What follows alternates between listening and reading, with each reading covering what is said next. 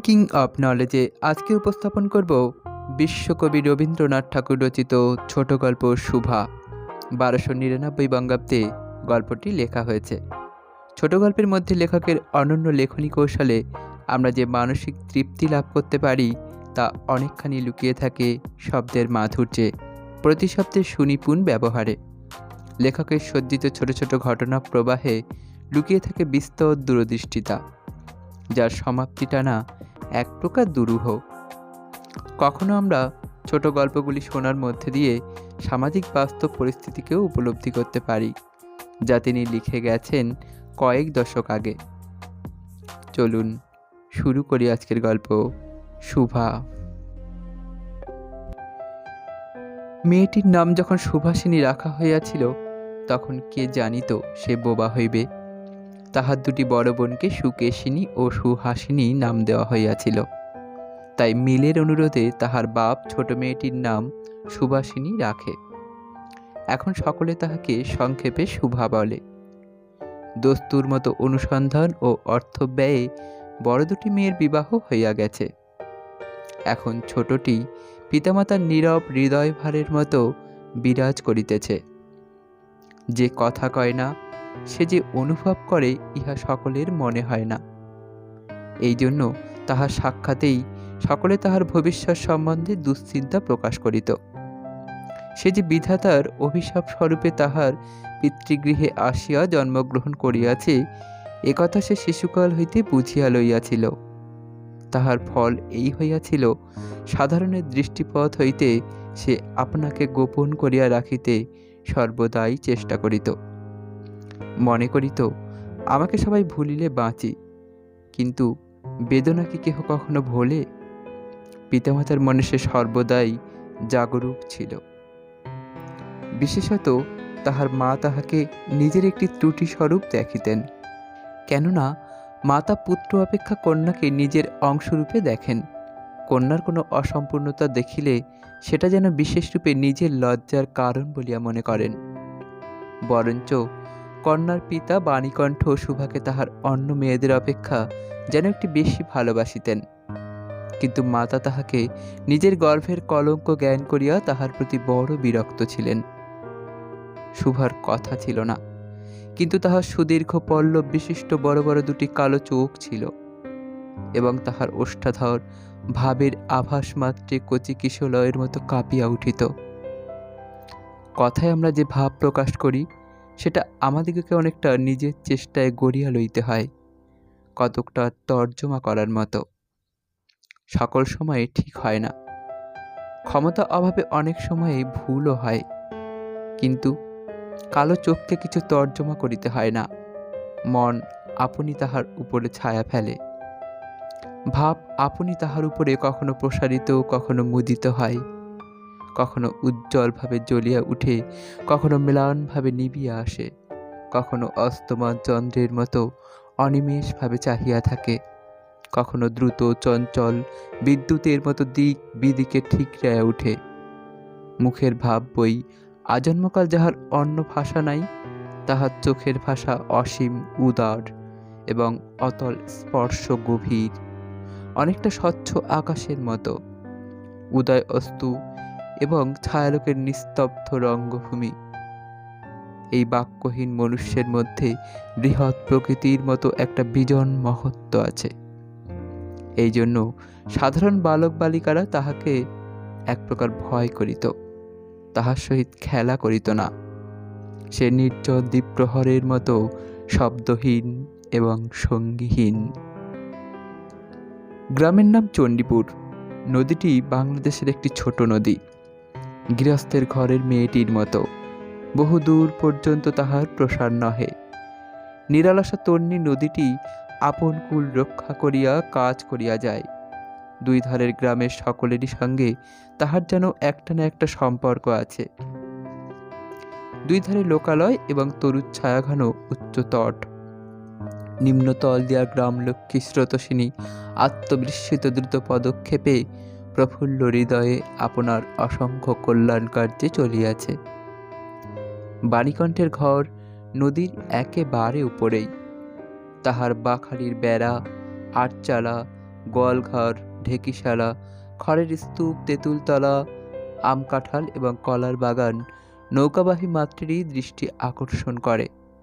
এই গার্হস্থ্য সচ্ছলতার মধ্যে বোবা মেয়েটি কাহারও নজরে পড়ে কিনা জানি না, কিন্তু কাজকর্মে যখনই অবসর পায় তখনই সে এই নদী তীরে আসিয়া বসে। প্রকৃতি যেন তাহার ভাষার অভাব পূরণ করিয়া দেয়, যেন তাহার হইয়া কথা কয়।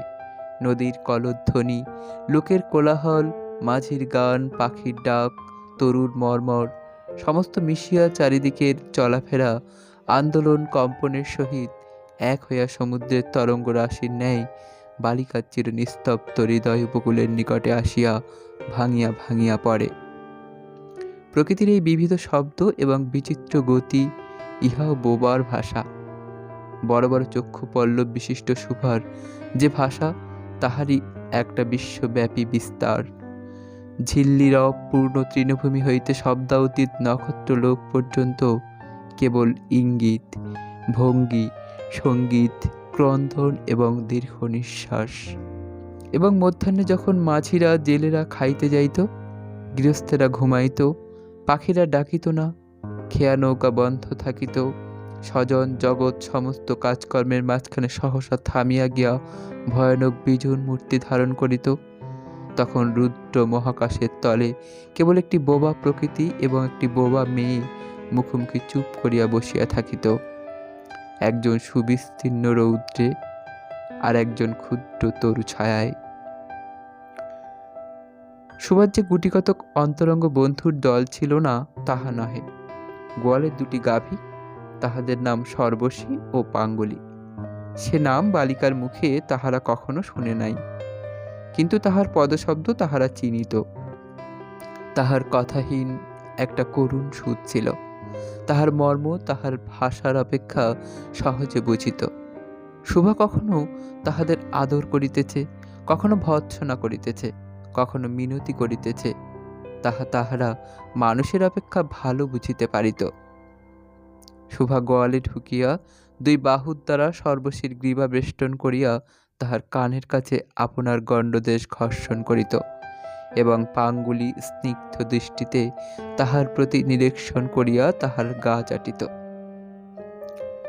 বালিকা দিনের মধ্যে নিয়মিত 3 বার করিয়া গোয়াল ঘরে যাইত, তাহা ছাড়া অনিয়মিত আগমনও ছিল। গৃহে যেদিন কোনো কঠিন কথা শুনিত, সেদিন সে অসময়ে তাহার এই মুখ বন্ধু দুটির কাছে আসিত। তাহার সহিষ্ণুতা পরিপূর্ণ বিষাদ শান্ত দৃষ্টিপাত হইতে তাহারা কি একটা অন্ধ অনুমান শক্তির দ্বারা বালিকার মর্ম বেদনা যেন বুঝিতে পারিত, এবং শুভার গা ঘেঁষিয়া আসিয়া অল্পে অল্পে তাহার বাহুতে শিং ঘষিয়া ঘষিয়া তাহাকে নির্বক ব্যাকুলতার সহিত সান্ত্বনা দিতে চেষ্টা করিত। ইহারা ছাড়া ছাগল এবং বিড়াল শাবকও ছিল, কিন্তু তাহাদের সহিত শুভার এইরূপ সমকক্ষভাবে মৈত্রী ছিল না। তথাপি তাহারা যথেষ্ট আনুগত্য প্রকাশ করিত। বিড়াল শিশুটি দিনে এবং রাত্রে যখন তখন শুভার গরম কোলটি নিঃসংকোচে অধিকার করিয়া সুখনিদ্রার আয়োজন করিত, এবং শুভা তাহার গ্রীবা ও পৃষ্ঠে কোমল অঙ্গুলি বুলাইয়া দিলে যে তাহার নিদ্রা আকর্ষণের বিশেষ সহায়তা হয়, ইঙ্গিতে এরূপ অভিপ্রায়ও প্রকাশ করিত। উন্নত শ্রেণীর জীবের মধ্যে শুভার আরও একটি সঙ্গী জুটিয়াছিল, কিন্তু তাহার সহিত বালিকার ঠিক কিরূপ সম্পর্ক ছিল তাহার নির্ণয় করা কঠিন, কারণ সে ভাষা বিশিষ্ট জীব, সুতরাং উভয়ের মধ্যে সমভাষা ছিল না। গোসাইদের ছোট ছেলেটি, তাহার নাম প্রতাপ। লোকটি নিতান্ত অকর্মণ্য। সে যে কাজকর্ম করিয়া সংসারের উন্নতি করিতে যত্ন করিবে, বহু চেষ্টার পর বাপ মা সে আশা ত্যাগ করিয়াছেন। অকর্ম লোকের একটা সুবিধা এই যে আত্মীয় লোকেরা তাহাদের উপরে বিরক্ত হয় বটে, কিন্তু প্রায় তাহারা নিঃসম্পর্ক লোকদের প্রিয়পাত্র হয়, কারণ কোনো কার্যে আবদ্ধ না থাকাতে তাহারা সরকারি সম্পত্তি হইয়া দাঁড়ায়। শহরে যেমন একাত্তা গৃহ সম্পর্কহীন সরকারি বাগান থাকা আবশ্যক, তেমনি গ্রামে 2-4টা অকর্ম সরকারি লোক থাকার বিশেষ প্রয়োজন। কাজে কর্মে আমোদে অবসরে যেখানে একটা লোক কম পড়ে, সেখানেই তাহাদিগকে হাতের কাছে পাওয়া যায়। প্রতাপের প্রধান শখ ছিপ ফেলিয়া মাছ ধরা। ইহাতে অনেকটা সময় সহজে কাটানো যায়। অপরাহ্নে নদী তীরে ইহাকে প্রায় এই কাজে নিযুক্ত দেখা যাইত এবং এই উপলক্ষে সুভার সহিত তাহার প্রায় সাক্ষাৎ হইত। যে কোনো কাজেই নিযুক্ত থাক, একটা সঙ্গী পাইলে প্রতাপ থাকে ভালো। মাছ ধরার সময় বাক্যহীন সঙ্গী সর্বাপেক্ষাই শ্রেয়। এই জন্য প্রতাপ সুভার মর্যাদা বুঝিত, এই জন্য সকলেই সুভাকে সুভা বলিত।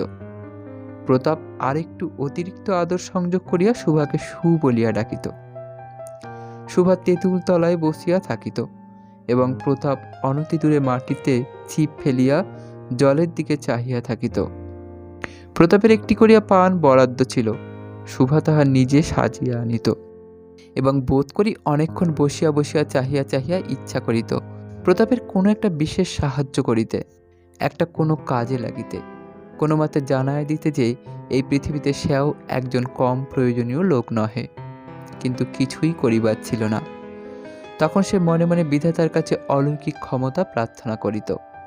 মন্ত্র বলে সহসা এমন একটা আশ্চর্যকাণ্ড ঘটাইতে ইচ্ছা করিত, যাহা দেখিয়া প্রতাপ আশ্চর্য হইয়া যাইত। বলিত, তাই তো, আমাদের সুভীর যে এত ক্ষমতা তাহা তো জানিতাম না। মনে করো, সুভা যদি জলকুমারী হইত, আস্তে আস্তে জল হইতে উঠিয়া একটা সাপের মাথার মণি ঘাটে রাখিয়া যাইত। প্রতাপ তাহার তুচ্ছ মাছ ধরা রাখিয়া সেই মানিক লইয়া জলে ডুব মারিত এবং পাতালে গিয়া দেখিত রূপার অট্টালিকায় সোনার পালঙ্কে কে বসিয়া? আমাদের বাণীকণ্ঠের ঘরের সেই বোবা মেয়ে সু। আমাদের সু সেই মণিদীপ্ত গভীর নিস্তব্ধ পাতালপুরীর একমাত্র রাজকন্যা। তাহা কি হইতে পারিত না? তাহা কি এতই অসম্ভব? আসলে কিছুই অসম্ভব নয়, কিন্তু তবুও সু প্রজাশূন্য পাতালের রাজবংশে না জন্মিয়া বাণীকণ্ঠের ঘরে আসিয়া জন্মিয়াছে এবং গোসাইদের ছেলে প্রতাপকে কিছুতেই আশ্চর্য করিতে পারিতেছে না। সুভার বয়স ক্রমেই বাড়িয়া উঠিতেছে। ক্রমে সে যেন আপনাকে আপনি অনুভব করিতে পারিতেছে, যেন কোনো একটা পূর্ণিমা তিথিতে কোনো একটা সমুদ্র হইতে একটা জোয়ারের স্রোত আসিয়া তাহার অন্তরাত্মাকে এক নূতন অনির্বচনীয় চেতনা শক্তিতে পরিপূর্ণ করিয়া তুলিতেছে। সে আপনাকে আপনি দেখিতেছে, ভাবিতেছে, প্রশ্ন করিতেছে এবং বুঝিতে পারিতেছে না। গভীর পূর্ণিমা রাত্রে সে একদিন ধীরে শয়নগৃহের দ্বার খুলিয়া ভয়ে ভয়ে মুখ বাড়াইয়া বাহিরের দিকে চাহিয়া দেখে। পূর্ণিমা প্রকৃতিও সুভার মতো একাকিনী, সুপ্ত জগতের উপর জাগিয়া বসিয়া যৌবনের রহস্যে পুলকে বিষাদে অসীম নির্জনতার একেবারে শেষ সীমা পর্যন্ত, এমনকি তাহা অতিক্রম করিয়াও থমথম করিতেছে, একটি কথা কহিতে পারিতেছে না। এই নিস্তব্ধ ব্যাকুল প্রকৃতির প্রান্তে একটি নিস্তব্ধ ব্যাকুল বালিকা দাঁড়াইয়া। এদিকে কন্যা ভারতগ্রস্ত পিতামাতা চিন্তিত হইয়া উঠিয়াছেন, লোকেও নিন্দা আরম্ভ করিয়াছে, এমনকি এক ঘরে করিবে এমন জনরব শোনা যায়। বাণীকণ্ঠের সচ্ছল অবস্থা, দুই বেলায় মাছ ভাত খায়, এই জন্য তাহার শত্রু ছিল। স্ত্রী পুরুষে বিস্তর পরামর্শ হইল। কিছুদিনের মতো বাণী বিদেশে গেল। অবশেষে ফিরিয়া আসিয়া কহিল, চলো কলিকাতায় চলো। বিদেশ যাত্রার উদ্যোগ হইতে লাগিল। কুয়াশা ঢাকা প্রভাতের মতো সুভার সমস্ত হৃদয় অশ্রুবাষ্পে একেবারে ভরিয়া গেল। একটা অনির্দিষ্ট আশঙ্কা বশে সে কিছুদিন হইতে ক্রমাগত নির্বাক জন্তুর মতো তাহার বাপ মায়ের সঙ্গে সঙ্গে ফিরিত। ডাগর চক্ষু মেলিয়া তাহাদের মুখের দিকে চাহিয়া কি একটা বুঝিতে চেষ্টা করিত, কিন্তু তাহারা কিছু বুঝাইয়া বলিতেন না। ইতিমধ্যে একদিন অপরাহ্নে জলে ছিপ ফেলিয়া প্রতাপ হাসিয়া কহিল, কিরে সু, তোর নাকি বর পাওয়া গেছে, তুই বিয়ে করতে যাচ্ছিস? দেখিস আমাদের ভুলিস নে। বলিয়া আবার মাছের দিকে মনোযোগ করিল। মর্মবিদ্ধ হরিণী ব্যাধের দিকে যেমন করিয়া তাকায়, নীরবে বলিতে থাকে, আমি তোমার কাছে কি দোষ করিয়াছিলাম? সুভা তেমনি করিয়া প্রতাপের দিকে চাহিল। সেদিন গাছের তলায় আর বসিল না। বাণীকণ্ঠ নিদ্রা হইতে উঠিয়া শয়নগৃহে তামাক খাইতেছিলেন। সুভা তাহার পায়ের কাছে বসিয়া তাহার মুখের দিকে চাহিয়া কাঁদিতে লাগিল। অবশেষে তাহাকে সান্ত্বনা দিতে গিয়ে বাণীকণ্ঠের শুষ্ক কপলে অশ্রু গড়াইয়া পড়িল। কাল কলিকাতায় যাইবার দিন স্থির হইয়াছে। শুভা গোয়ালঘরে তাহার বাল্য সখীদের কাছে বিদায় লইতে গেল। তাহাদিগকে সহস্তে খাওয়াইয়া গলা ধরিয়া একবার দুই চোখে যত পারে কথা ভরিয়া তাহাদের মুখের দিকে চাহিল। দুই নেত্র পল্লব হইতে টপ টপ করিয়া অশ্রু জল পড়িতে লাগিল। সেদিন শুক্ল দ্বাদশীর রাত্রি।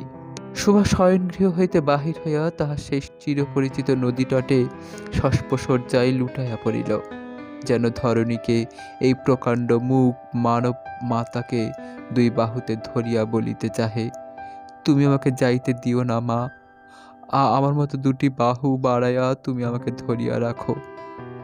কলিকাতার এক বাসায় শুভার মা একদিন শুভাকে খুব করিয়া সাজাইয়া দিলেন।